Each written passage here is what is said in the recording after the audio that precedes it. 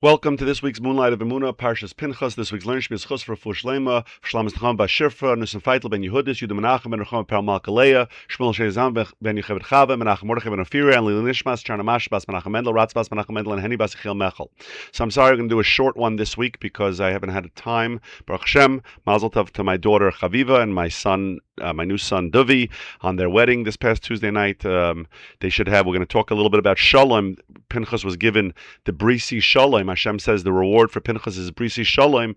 We know that the whole point of a chasana, of getting married, the Shalom Bayis, to create a new place for the Shekhinah to rest. So I think it's a beautiful message. We'll share a quick message I saw from Shimshon David Pinchas. Right, the pasuk tells us in the beginning of the parsha, Pinchas ben Elazar ben Aaron HaKohen Heishav es Chamasi me'al bnei Yisrael.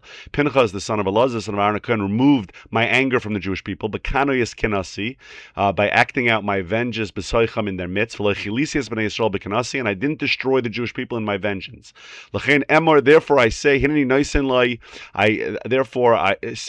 I'm giving him as brisi shalom, my covenant of peace. So we know that this avera of Zimri and Cosby was a terrible, terrible avera. We know that this was part of Bilam's plan to destroy the Jewish people. When he couldn't curse them in last week's parsha properly, he advised Balak to send the women to entice the Jewish men to create this terrible thing and to incite Hashem's anger against the Jewish people. And it worked. Hashem's anger was incited against the Jewish people, and there was no shalom bias between Hashem and his Kala, Knesset Yisrael. The Jewish people are called Hashem's Kala. There was a break in the shalom bias between Hashem and the Jewish people, and particularly Shevet Shimon, who Zimri was the Nasi of. They were very guilty, and they were protecting Zimri, right, without getting into the whole story, but they were protecting Zimri. Pinchas risked his life to go kill Zimri, that they wanted to kill Pinchas, and really, because of that, Hashem really wanted to destroy the whole Shevet Shimon, to kill the entire Shevet Shimon. In Hashem's anger, he was going to kill the Shevet Shimon, and there would be an entire Shevet of Klal Yisrael missing. And if that would have happened, the entire Jewish people would have been crippled. We would have been like a crippled nation, missing an entire Shevet, right? Because the Jewish people are comprised of 12 Shvatim, and if an entire Shevet Shimon was gone, that would have been a crippling of the Jewish people. We would have been maimed. So Pinchas had a tremendous schus by killing Zimri and Cosby and acting out Hashem's vengeance and thereby calming Hashem's anger. He made shalom bayis between Hashem and their Kala. He made shalom bayis, and he restored the close relationship, the loving relationship between Hashem and the Jewish people to the way it was before. And therefore we know that Hashem always rewards people for their acts with midah keneged midah, right? Measure for measure. Therefore he got the bracha of shalom. He got the bracha of Shalom, he got the bracha of Kahuna, he begot the Kahuna, which includes the Karbanis, if you think about Karbanis, we bring Karbanis to fix our Shalom bias with Hashem. A person does an Avera, he brings a carbon to fix that Shalom bias. It continues, this is Pinchas' mission. He calmed the Jewish people. So the Kahuna, we understand how that's Midah Keneged Midah for the fact that he removed Hashem's anger, he made Shalom bias between Hashem and the Jewish people. So too, he'll be a Kohen forever. His descendants are the Kohanim Gedolim, will always be bringing peace between Hashem and the Jewish people, right? And Hashem and they're the way of bringing peace. They bench the Jewish people where in Berchas Kahanim we end Berchas Kahanim with Shalom also. We invoke Shalom. Right, the last word of Birchas Kahanim is Shalom. But the question is, there's a Yalkut Shemaini that says that besides the bracha of Kahuna, this bracha of Shalom was also that Pinchas had long life. The Yalkut Shemaini brings out that Pinchas was Eliyahu, who never died, so he lives forever.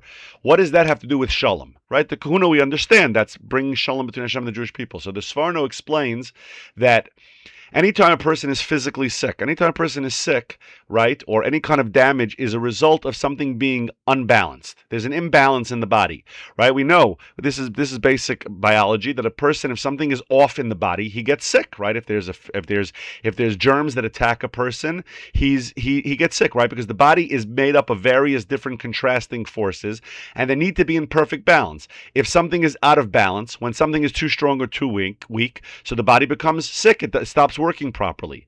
Pinchas, who was blessed with shalom, with peace, he had the perfect balance of all the forces within his body, so he lives forever. It means shalom means peace, but it also means balance. It means having the perfect balance. If a person's body was always perfectly balanced, they would live forever. But a person gets sick because things are off of balance. But the real lesson here is So that's shalom in a person's body, but shalom in the world and shalom between Jews, we know is what brings Mashiach ultimately, right? Until Mashiach comes, there is Misa in the world. If we were in perfect balance, if the Jewish people were in perfect balance, there'd be no more Misa, Mashiach would come. So Pinchas was given Midah Keneged Midah because he restored peace between Hashem and the Jewish people. He had a body that was perfectly at peace, and therefore he lived forever, right? But we see from here the tremendous idea of Shalom, how important Shalom is. Shalom is so important. We always say, we finish off Shemona Esrei, the last bracha of Shalom, of Shemona Esrei is Shem Shalom or Shalom Rav, by Mincha and Ma'ariv if you daven Ashkenaz, right? But Shalom is the way we wrap up, after all the davening to Hashem, we wrap up with Shalom, because Shalom is the most important thing. And it's even a skula for physical health, right? We know that when people fight, when people are not comfortable with themselves, right? And by the way, Shalom, we've talked about this before, Shalom between us and Hashem, Shalom between other Jews, Shalom with ourselves, being at peace with ourselves.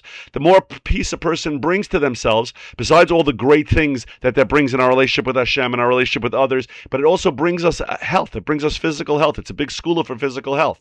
When there's machloikis, when there are fights, we know that nobody does well when that happens. And we see this in Klal Yisrael also. When Klal Yisrael it does not have shalom, when we're fighting with each other, so that our enemies have a chance to attack us. They have a way of doing it. When there's a problem in a shul, when there's a thing, it doesn't end well for anybody. Nobody wins in a machlokes. When a machlokes happens, there's always two losers. And therefore, I heard recently from my Rabbi that a person, there's no such thing as sacrificing for shalom. When you sacrifice for shalom, you're really doing yourself many, many times the amount of favors as whatever it is that you gave up. And we see this from Pinchas, right? He risked his life. He was in danger for a little bit. It probably was not a comfortable thing to walk in there and kill Zimri, right? But what he got was eternal. He got eternal rewards for that. Anytime we could be 100% right. We should have every right to stand up for what we want. But if we sacrifice for shalom, if we give in, if we're mevater, if we let go of our rights for shalom, we'll always see thousands of times the reward, immeasurable times the award. And that's the lesson from Pinchas. And we see the negative of machlokes, that even there were people probably in Shevet Shimon who were not happy with what Zimri was doing, but they risked being destroyed also. When there's machlokes, it affects everybody. But if a person holds back and he sacrifices shalom, and he doesn't get involved, he doesn't get into a fight, and he gives in even when he's 100% right, and he should have every right to stand up for himself, and he brings peace to a situation, he should know that he's bringing life and physical and emotional health and spiritual health, and he's reconnecting Hashem with the Jewish people, and he's reconnecting the Jews, bringing Jews closer to Mashiach, and Hashem will give him the same thing he gave Pinchas, maybe not exactly the same way. It doesn't mean he's going to be a Kohen Gadol, but he will get the Brisi Shalom. If you bring Shalom to Hashem's children, if you bring Shalom between Hashem and the Jewish people, if you bring Shalom in your own house, if you bring Shalom in your shul, Hashem promises us Brisi Shalom, and that comes with all the brachas of physical, emotional, psychological health, and bringing Mashiach closer. May we merit seeing him very soon. We started the 3 weeks. We know that the Beis HaMikdash was destroyed because of the opposite of Shalom, because of Sinas Chinam. May we all work a little bit, even if we bring a little bit more shalom into the world, we'll merit to rebuild the Beis HaMikdash. Meher v'yameinu. I wish you all a beautiful Shabbos. Mazel tov to my daughter and Dovi. And we should only have simchas. There should be many simchas. Klal Yisrael should be filled with simchas and only good things. Good Shabbos.